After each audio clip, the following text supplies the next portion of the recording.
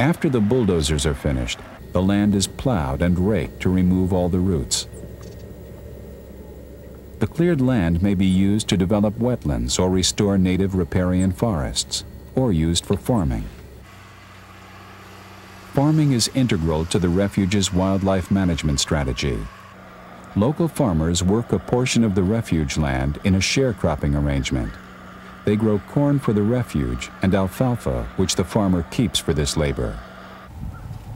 The refuge staff also plants corn, clover, and winter wheat for wildlife. Wildlife managers use corn not only to provide a high-energy food source, but also to control the movement of birds on the refuge and in the valley. In winter, cranes eat approximately 3/4 of a pound of corn per day, geese a half a pound, and ducks a quarter. So wildlife managers can calculate precisely how many rows of corn they need to knock down to feed the birds on the refuge. Knocking down less corn will disperse the flocks to other areas of the valley. When many geese are crowded together for too long, there is the threat of disease. Moving them over a wider area reduces the risk. How and when the birds are encouraged to move is coordinated with state wildlife management areas north of the refuge. The corn is knocked down to a height where the cranes can comfortably feed while keeping an eye out for coyotes. Geese prefer open areas for feeding, where they are less vulnerable to coyotes. Coyotes perform an essential job on the refuge, culling out birds that are sick, crippled, or weak. The result? Healthier flocks. After feeding most of the day, the cranes and geese return to the river or to the large wetlands on the refuge for the night. It is an unforgettable experience to view wave after wave of cranes and geese flying in as the sun sets.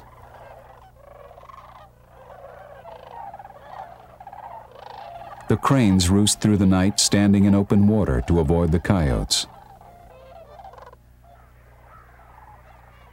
In the morning, as the first rays of sunlight streak across the land, the birds once again head out to feed, building up strength for their long flight back to their nesting grounds.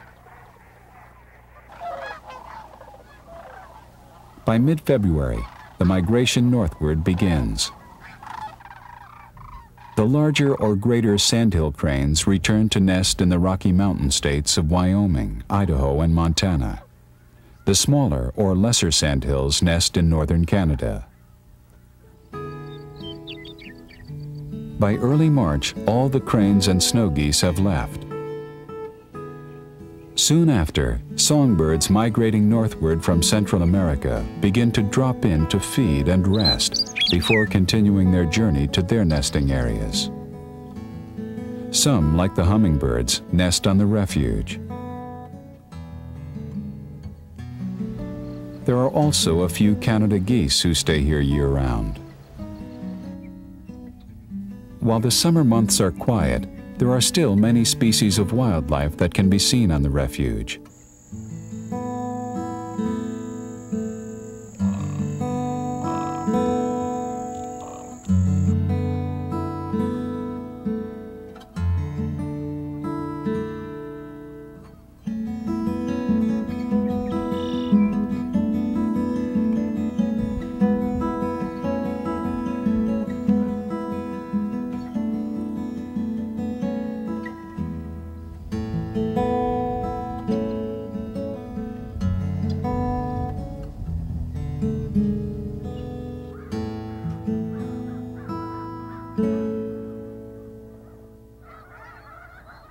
While the mission of the refuge is first and foremost to provide habitat for wildlife, primarily migrating sandhill cranes, geese, and endangered species, Bosque del Apache is also very much part of the Middle Rio Grande Valley community. For the many school children in the valley, an environmental education trip to the refuge may well be their first up-close view of the natural world. For some, they will never look at a pond in quite the same way. Every fall, the city of Socorro, north of the refuge, celebrates the return of the sandhill cranes with a festival attended by thousands of visitors.